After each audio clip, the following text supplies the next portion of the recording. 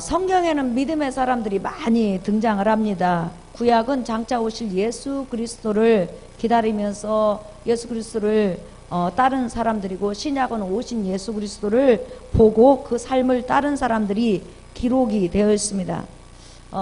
신구약에는 정말 믿음의 사람들이 많이 등장한데, 오늘 나는 여러분에게 이 여인을 한번 소개하고자 합니다. 이 여인이 누구냐면 바로 이 여인입니다. 12절 한번 볼까요, 여러분? 읽어봅시다. 시작. 깨닫고 마가라는 요한의 어머니 마리아의 집에 가니 여러 사람이 거기에 모여 기도하고 있더라. 지금 여러분들에게 소개하고자 하는 여인은 바로 마가 요한의 어머니 마리아입니다. 마가 요한, 한 사람인데 두 가지 이름을 지금 여러분 붙였어요. 여러분이 쉽게 이해하도록. 요한이라는 이름이 많이 나오는데 왜 마가 요한이라고 붙였냐면, 이 요한의 로마식 별명 이름이 마가입니다. 그 다음에 마가의 히브리식 이름이 요한이에요.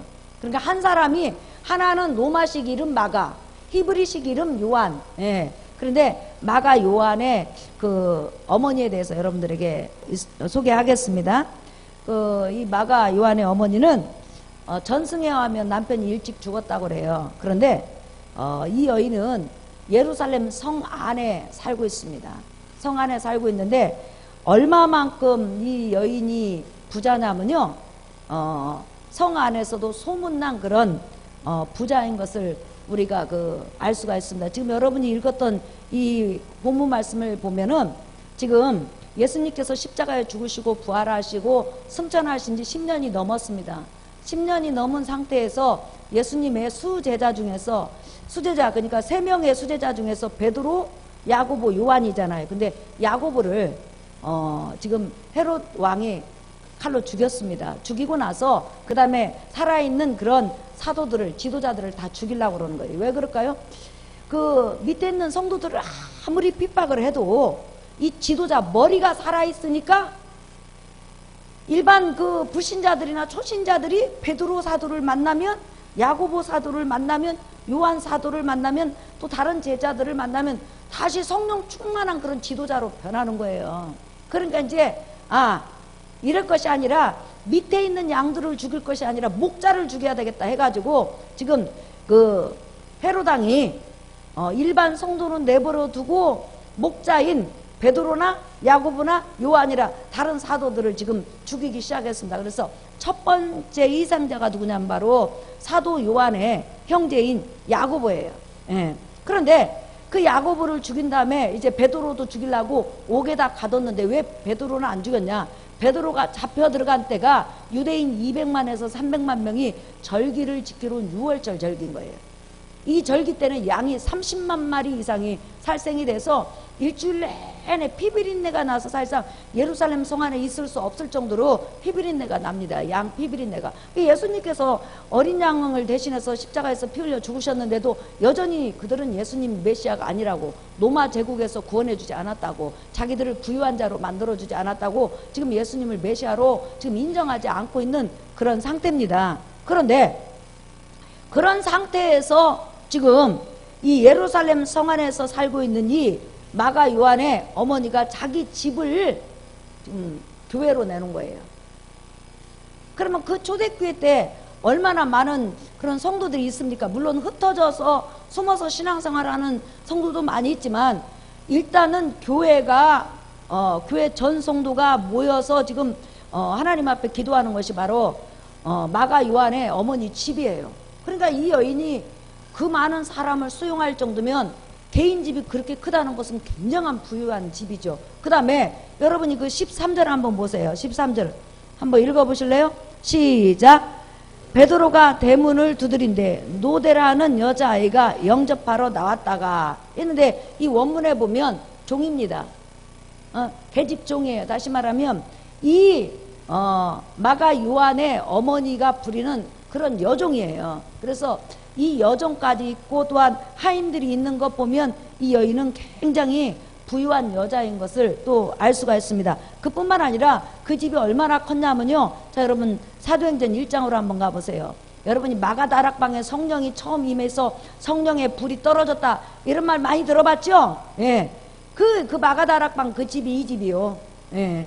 자, 사도행전 1장 12절에서 14절까지 한번 보겠습니다. 제자들이 감람원이라 하는 산으로부터 예루살렘에 돌아오니 이 산은 예루살렘에서 가까워 안식일에 가기 알맞은 길이라. 시작. 들어가 그들이 유하는 다락방으로 올라가니 베드로, 요한, 야고보, 안드레와 빌립, 도마와 바돌로메, 마테와 및 알페오의 아들 야고보, 새로 신 시몬, 야고보의 아들 유다가 다 거기 있어 여자들과 예수의 어머니 마리아와 예수의 아우들과 더불어 마음을 같이하여 오로지 기도에 힘쓰더라 그랬죠. 그런데 요때 이제 한번 보십시다. 2장 1절부터 한번 읽어보겠습니다. 시작.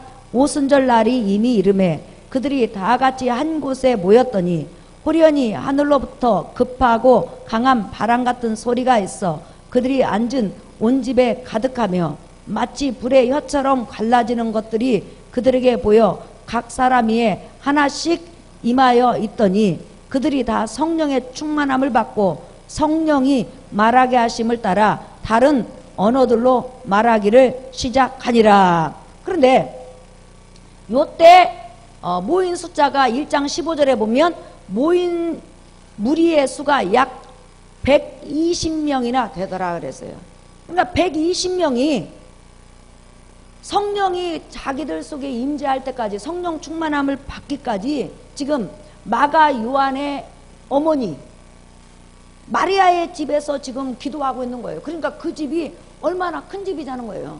그런 큰 집을 예루살렘 성 안에서 소유하고 있다는 것은 굉장한 그런 부유한 그런 여자라는 것을 알 수가 있습니다. 그리고 예수님께서 3년 만에 사역을 다 마무리하신 다음에 예루살렘으로 올라왔잖아요. 그래서 십자가에서 죽으시는 그날, 그러니까 유대인들은 저녁부터 치니까 그날 저녁에 성만찬을 마지막으로 했잖아요. 근데 그 집이 누구 집이냐면 바로 여러분이 잘 알고 있는 마가 요한의 마리아의 집이에요. 그때 예수님께서 제자들에게 이런 말씀을 하시죠. 자, 여러분 보세요. 마가복음 14장 12절에서 16절. 무교절의 첫날 곧 유월절 양 잡는 날에 제자들이 예수께 여짜오되 우리가 어디로 가서 선생님께서 유월절 음식을 잡수시게 준비하기를 원하시나이까 하매. 시작. 예수께서 제자 중에 둘을 보내시며 이르시되 성내로 들어가라. 그리하면 물 한 동이를 가지고 가는 사람을 만나리니 그를 따라가서 어디든지 그가 들어가는 그 집 주인에게 이르되 선생님의 말씀이 내가 내 제자들과 함께 유월절 음식을 먹을 나의 객실이 어디 있느냐 하시더라 하라. 그리하면 자리를 펴고 준비한 큰 다락을 보이리니 거기서 우리를 위하여 준비하라 하시니 제자들이 나가 성내로 들어가서 예수께서 하시던 말씀대로 만나 유월절 음식을 준비하니라 그랬죠. 예수님께서 유월절 날 마지막 이제 만찬을 제자들하고 하려고 음식을 준비하라고 하는데 이 여인이 부자가 아니면 예수님의 12제자뿐만 아니라 다른 사람들 따라다니잖아요. 그 많은 사람을 사실 식사 대접하려면 가난한 사람은 금세 준비할 수가 없거든요. 그런데 물 한 동이를 이고 저기 성내에 들어가는 여인이 있을 것이다. 그 여자를 따라가면 그 집 주인을 만나서 선생님께서 유월절 만찬을 너희 집에서 한다고 그랬는데 바로 그 만찬을 준비한 객실이 어디 있는지 한번 다락이 어디 있는지 보이라. 이렇게 그러니까 미리 주님께서는 그 여인으로 하여금 감동을 해서 유월절 만찬을 먹는 그 장소로 선택을 하셨다는 거죠. 그러니까 이 여인은 예루살렘에서 네노라는 그런 부자인 것을 우리가 알 수 있습니다. 근데 이 여인에게 아들이 하나가 있는데 바로 그 유명한 여러분이 아까 말한 것처럼 따라합시다. 마가 요한. 시작. 마가 요한. 시작. 예. 이 마가 요한은 로마인들에게 예수 그리스도가 어떤 분인지를 소개하는 마가복음을 기록한 사람이에요.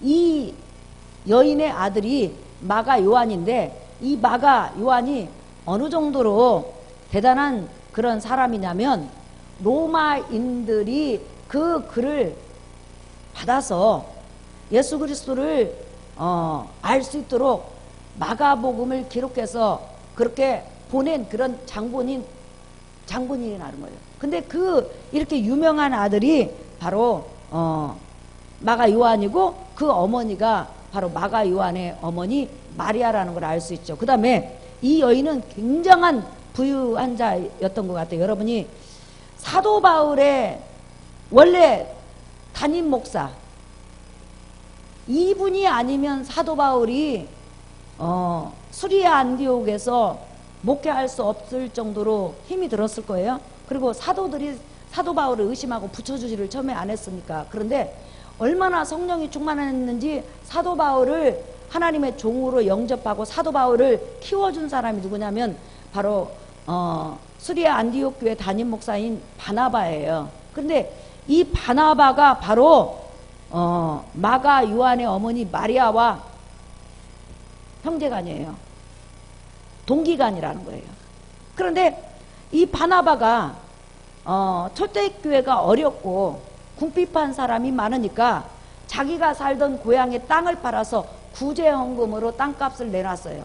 그래서 그 당시 굉장히 힘들었던 사람이 그 예루살렘 교회에 있던 그런 성도들이 고비를 넘긴 것을 우리가 알 수 있죠. 그러니까 이 집안은 조상 대대로 부유한 사람인 것을 우리가 알 수가 있습니다. 그런데 이 여인이 왜 성경에 이렇게 복된 여인이냐, 그 이유가 있어요. 한번 따라하겠습니다. 이 여인은 자기 삶을 부인하고 예수 그리스도를 따른 사람이다.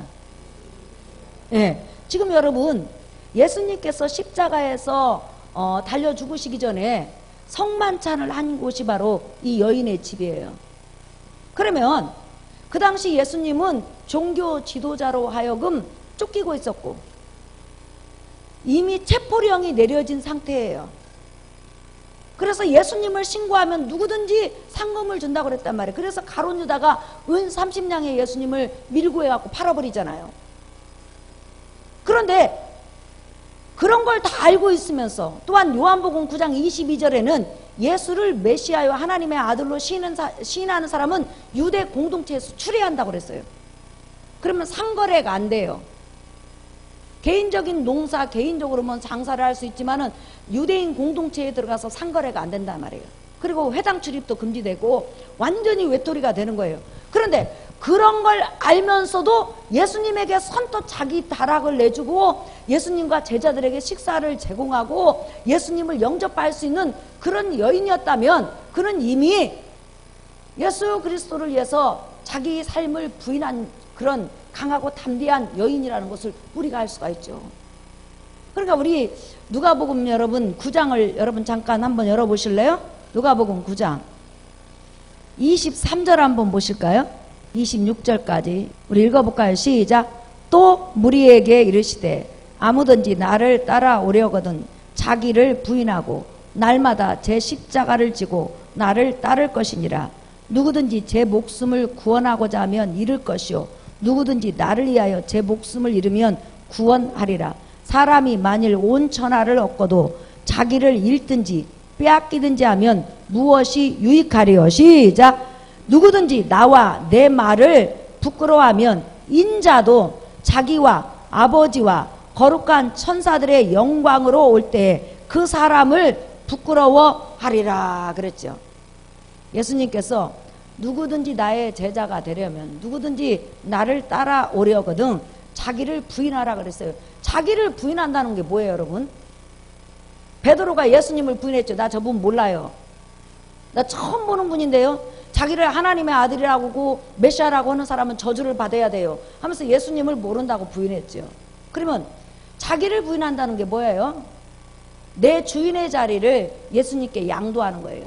지금까지 내 인생의 주인은 나였다는 거예요. 내가 하고 싶고 내가 결정하고 내가 무엇이든지 주인이었다는 거예요. 내가 신도 선택하고 내가 삶도 선택하고 내가 무엇이든지 내가 내 삶의 주인이었다는 거예요. 그런데 예수 그리스도를 구원의 주로 영접한 다음에 주인인 이 자리를 누구에게 양도하는 것이죠? 예수님께 양도하는 거죠. 그게 자기 자신을 부인하는 삶이에요. 그래서 주님이 가라면 가고 쓰라면 쓰고 하라면 하고 하지 말라면 하지 않고 오직 주인이신 주님의 명령에 따라서 그분이 기뻐하는 삶을 사는 것을 따라합시다. 자기를 부인하는 삶. 시작. 자기를 부인하는 삶. 예. 그래서 주인인 예수님을 따라가다 보니까 물질적인 손해도 핍박도 인격적인 모독도 여러 가지 환난도 때로는 십자가의 죽음까지도 당해야 되는 것을 바로 자기 십자가라고 그러는 거예요. 그러니까 주인을 바꿈으로 인해서 예수님을 나의 주인으로 모심으로 인해서 다가오는 많은 핍박, 환난, 모욕, 낮춰짐 이런 것들을 당하는 것을 바로 자기 십자가라고 하는 거예요. 자기를 부인하는 것은 주인을 바꾼다는 거죠. 그러니까 이 여인은 예수 그리스도를 구원의 주로 영접한 다음에 이제 자기 삶의 주인이 누구냐면 예수님인 거예요. 그러니까 그 주인을 위해서는 핍박을 당하고 어려움을 당하고 고통을 당하고 모욕을 당해도 또한 설령 죽는다고 해도 전혀 두렵지가 않는 거예요. 왜? 주인이 그것을 원한다면 간다는 거죠. 그것을 바로 자기를 부인하고 자기 십자가를 진다 그랬어요. 그래서 이 여인이 예수님 앞에 그렇게 성만찬 자리를 내놓습니다. 그리고 예수께서 죽으시고 부활하신 다음에 제자들이 여러분 어디에서 기거한 줄 아세요? 여기에서 기거했어요. 한번 보세요. 사도행전 여러분 읽었던 1장 12절부터 한번 보십시다. 자, 읽어볼까요? 시작. 제자들이 감람원이라는 산으로부터 예루살렘에 돌아오니 이 산은 예루살렘에서 가까워 안식일에 가기 알맞은 길이라. 들어가 그들이 유하는 다락방으로 올라가니 베드로, 요한, 야고보, 안드레와 빌립, 도마와 바돌로메, 마테와 및 알페오의 아들 야고보, 세로신 시몬, 야고보의 아들 유다가 다 거기 있어. 시작. 여자들과 예수의 어머니 마리아와 예수의 아우들로 더불어 마음을 같이하여 오로지 기도에 힘쓰니라. 모임 무리의 수가 약 120명이나 되더라 그랬어요. 오늘 12절에 보니까 그들이 유하던 다락으로. 예수님께서 십자가에서 죽으신 다음에 내가 성령을 부어줄 때까지 너희가 이곳에 머물러라 했어요. 그러면 그 성령이 내리기까지 한 10일 정도 됐거든요. 그러면 그 10일간 그 마가다락방에서 예수님의 제자뿐만 아니라 멀리에서 온 사람들이 전부 다 기거했다는 거예요. 근데 그 기거한 성도들을 먹이고 입히고 재우고 거기서 생활할 수 있도록 제공한 여자가 누구냐면 바로 이 마가 요한의 어머니라는 거예요. 우리가 손님 한두 명만 와도 사실상 굉장히 힘들어요. 그죠? 그런데 수십 명 또는 100여 명이 더 넘을 수 있다는 거죠. 처음에는 500명 정도가 예수 그리스도 부활을 봤어요. 그러다가 나중에 숫자가 줄어들어갖고 120명이 성령 체험을 한 거잖아요. 그죠? 예. 그러니까 수백 명이 이 집안에서 성령을 기다렸다는 거예요. 근데 이것을 담당했고 이런 일을 하다가 죽을 수도 있고 핍박을 당할 수도 있고 고통을 당할 수도 있는데 이 여인은 자기 삶을 부인한 여자였다는 거예요. 이런 여인이 있었기 때문에 초대교회가 세워졌고 베드로, 야고보, 예수님의 많은 제자들이 그것을 깃들로 해가지고 복음을 가지고 전 세계로 나갔던 거예요. 만약에 이 여인이 집을 안 내놨다, 이 여인이 그들을 수종들지 않았다, 이 여인이 그 많은 제자들이 또한 성도들이 성령 체험할 수 있도록 그 환경을 제공하지 않았다 그러면 여러분 어떻게 됐을까요? 굉장히 어려움이 있었겠죠. 그러니까 한 사람의 희생이 얼마나 많은 사람에게 하나님의 은혜를 가져오게 했고 그 은혜가 전 세계로 나가서 나와 여러분에게 복음이 임한 줄 여러분 믿습니다. 그래서 이 사도행전에서는 이 여인에 대해서 마가의 그 다락방을 끊임없이 우리가 소개를 하고 있고 또 이 여인을 주님께서는 칭찬하고 있는 거죠. 그러니까 이 여인이 참 사자처럼 담대한 여인이라고 생각이 들어요. 출거 명령 떨어지죠. 언제 잡혀가서 죽을지도 모르죠. 그럼에도 불구하고 또 재산 언제든지 뺏길 수 있죠. 그럼에도 불구하고 눈 하나 깜짝하지 않고 그 예수님의 제자들을 식사 대접하고 거기를 선교 기지로 삼고, 그 다음에 야고보 사도가 죽은 지 지금 10년이 넘었어요. 그런데 여전히 그 집에서 기회가 되면 하나님의 성전으로 그 집을 쓰고 있으니 얼마나 대단한 여자냐는 거예요. 이런 그런 그 일생에 사람이 있었기 때문에 우리 기독교의 복음이 우뚝 쓸 수가 있었고, 또한 그 복음을 전하는 주의 종들이 그걸 발판으로 하나님께 영광 돌린 것을 우리는 볼 수가 있습니다. 그래서 우리는요, 우리 믿음의 그런 선배들한테 감사해야 돼요. 우리에게 복음을 전해준 그런 예수님의 제자들, 또한 초대교회 성도들, 또한 우리 대한민국의 복음이 왔고 얼마나 우리 조상들이 피를 흘리면서 죽어갔어요. 그런데 그런 피 속에 바로 세워진 것이 바로 대한민국 교회고 나와 여러분의 믿음이에요. 그래서 우리는 늘 하나님 앞에 그런 그 선교자들을 주신 거에 대해서 감사하고, 또한 여러분들도 말세지말이지만 여러분의 믿음을, 순교자의 믿음을 본받는 은혜가 있기를 예수의 이름으로 축복합니다. 제가요, 옛날에는 이렇게 통성으로 기도를 했어요. 통성으로. 그런데 통성으로 한 2시간 정도만 기도하면요, 그렇게 기운이 없어요. 이제 기도를 속으로 한 거예요. 속으로. 그랬더니 속으로 하니까 기운이 덜 들잖아요. 근데 우리 성도님 그 한 분이, 목사님, 새벽에 목사님 통성으로 기도를 안 하니까 성령 충만이 덜한 것 같고 좀 밍밍한 것 같다고 이제 그래요. 그런데 밤새도록 기도하고는 새벽 예배가 딱 끝났는데 보니까 너무 진짜 잠잠한 것 같아요. 내가 옛날처럼 그럼 통성으로 기도를 해야 되겠다. 기도를 이제 한 이틀 했는데 정신이 하나도 없고 어지럽고 자꾸만 쓰러질 것 같은 거예요. 너무 기운이 딸리니까. 예. 그래서 이제 기도를 시작했어요. 성령님, 내게 통성으로 기도할 수 있는 육체의 힘을 주세요. 능력을 주세요. 예. 그렇게 이제 막 기도를 하고, 젊었을 때 너무 금식을 많이 하다 보니까요, 그때는 몰랐어요. 근데 나이가 딱 먹어가니까 이 허리가 굽어지려고 그러고, 그 다음에 그렇게 기운이 없는 거예요. 옛날에는 그냥 하루가 멀다 하고 금식을 했거든요. 예. 그래서 통성으로 기도할 수 있는 은혜를 달라고 하나님 앞에 이제 기도를 하고는, 하루는 집에 누워있는데 갑자기 내가 어떤 그 목사님이 나한테 책을 한 권 주었는데, 가시고기라는 그 책을 준 적이 있어요. 그 가시고기가 뭐냐면 아빠 가시고기인데, 이제 그 가시고기 아빠가 이제 어느 정도 이렇게 나이가 먹잖아요. 그러면 자기 새끼들이 커요. 그런데 이 가시고기 아빠는 가시고기라는 그 고기가 있는데, 이제 자기 그 자식들이 커서 건강한 그 고기가 되라고 자기를 뜯어 먹으라고 자기 몸을 내줘요. 예. 그러면 이 자식들이 부모니까 안 뜯어 먹어야 되잖아요. 뜯어 먹으라고 내주는 순간에, 그러니까 이제 부모가 숨을 좀 끊어가는 거죠. 스스로 이제 자결을 좀 선택하는 거죠. 그러면 그 자식들이 우르르르 달려가지고 그 아빠 가시고기를 싹 뜯어 먹었고 뼈만 남겨놓는 거예요. 근데 갑자기 요즘 그 책이 딱 생각이 나는 거예요. 그래, 육신은 어차피 흙으로 돌아가고, 그런데 성도님이 통성으로 기도하지 않아서 새벽 예배가 좀 밍밍하다고 그러는데, 내가 그까짓 거 뭐 가시고기 돼지 뭐 나 뜯어 먹어라. 이거는 하나님 앞에 통성으로 기도할 수 있는 힘을 달라고 이제 하나님 앞에 기도를 했어요. 근데 한 5일 지나니까 이 통성으로 기도하는 기도가 이제 되는 거예요. 그래서 이제 기도를 조절을 하죠. 왜냐하면 너무 많이 하면 못 걸어가요. 그 다음에 일을 잘 못 보니까. 그렇게 이제 기도를 했어요. 근데 또 올라온 일이 일어난 게 뭐냐면요, 내가 통성으로 기도한 다음부터 새벽에 웅웅웅웅웅웅 소리가 나면서 통성으로 기도를 하는 거예요. 기도를 하면서 오늘 아침에는 그런 생각이 들더라고요. 하나님, 제가 이 땅에 살아가는 동안 가시고기가 되게 해주세요. 내 육체가 어차피 늙어지고 망가지고 그런데 가시고기가 되게 해주세요. 그리고 나서 이제 이 가시고기가 돼야 되잖아요.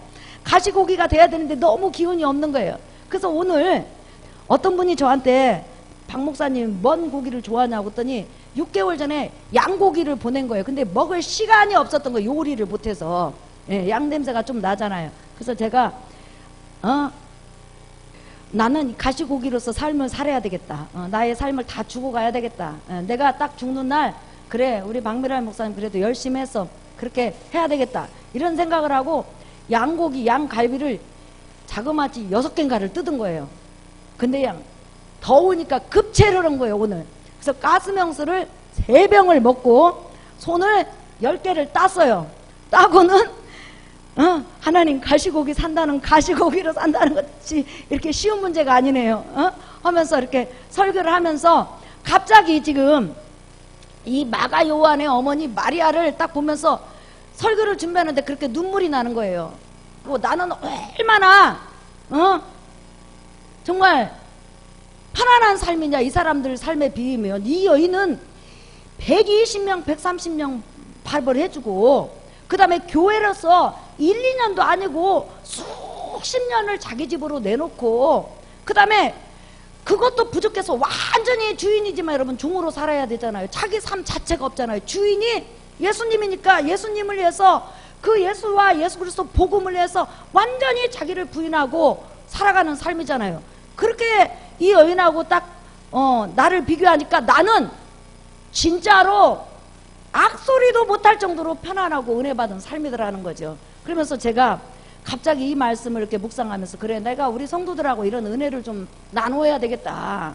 사랑하는 성도 여러분, 우리가 이 성경 말씀에 그 나타난 그 마가 요한의 어머니의 삶을 바라보면서 그는 죽을 때까지 자기 삶의 주인을 예수님으로 그리고 예수님을 따름으로 인해서 생겨나는 핍박이나 환난이나 어려움이나 고통이나 이 고통을 전부 다 감수하면서 묵묵히 이렇게 간 것을 우리가 오늘 성경을 통해서 묵상을 했습니다. 그리고 저는 그 부분에 대해서 여러분들에게 소개를 했는데 여러분의 삶이 여러분의 남은 삶이 주님을 위해서 예수 그리스도를 또한 예수 그리스도 복음을 부끄러워하지 않고 자랑스러워하면서 여러분의 삶의 주인의 자리가 이제 점점점 예수님으로 바꿔지는 은혜가 있기를 예수의 이름으로 축원합니다. 나와 여러분이 자기를 부인하는 삶, 내 삶의 주인을 주님으로 세우는 삶으로 바꿔진다면 아마 우리를 통해서 더 많은 사람이 은혜를 받고 더 많은 사람이 구원을 받고 또한 우리가 섬기는 것이 전혀 부담으로 다가오지 않고 부끄러움으로 다가오지 않고 오히려 기쁨으로 다가오지 않을까 그런 생각을 하게 됩니다. 우리 마가 요한의 어머니 마리아를 본받아서 여러분과 내가 정말 주님 앞에 낮은 자의 삶을 살 수 있기를 예수의 이름으로 축복합니다. 우리 찬양하겠습니다. 복음성가 41장 십자가의 길 순교자의 삶 우리 찬양하겠습니다.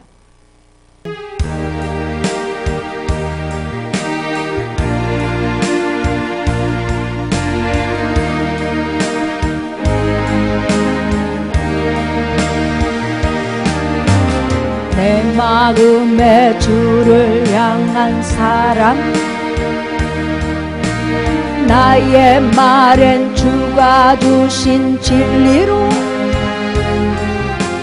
나의 눈에 주의 눈물 채워주소서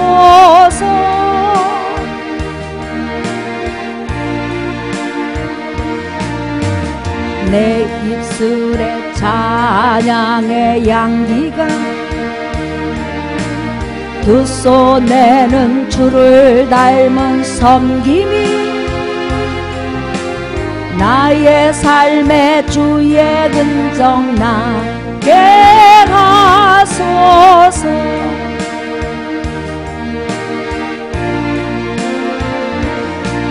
하나님의 사랑이 영원히 함께 가리 십자가의 길을 걷는 자에게 순교자의 삶을 사는 이에게